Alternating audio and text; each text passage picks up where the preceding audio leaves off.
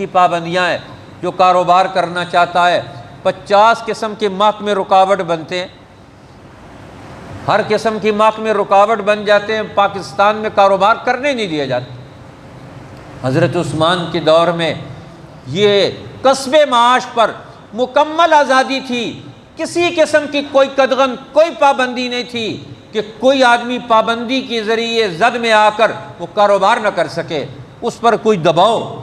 لیکن پھر بھی اگر بے روزگار ہے تو بیت المال سے اس کو وظیفہ دیا جائے گا۔ اس میں مسلمان اور غیر مسلم دونوں برابر تھے، سب کو وظیفہ دیا جاتا تھا۔ اور آج ہمارے ہاں گورنمنٹ جو بیچارے ریٹائر ہو جاتے ہیں ان کی پینشن کو انہوں نے اور زیادہ کم کر دیا۔ اب بوڑھے لوگ کس سے مانگیں گے، کس کے در پر جائیں گے؟ اور بڑھاپے میں بیماریاں زیادہ، مسائل زیادہ، مشکلات زیادہ، اور قومی بجٹ میں ان کا کوئی حصہ ہی مقرر نہیں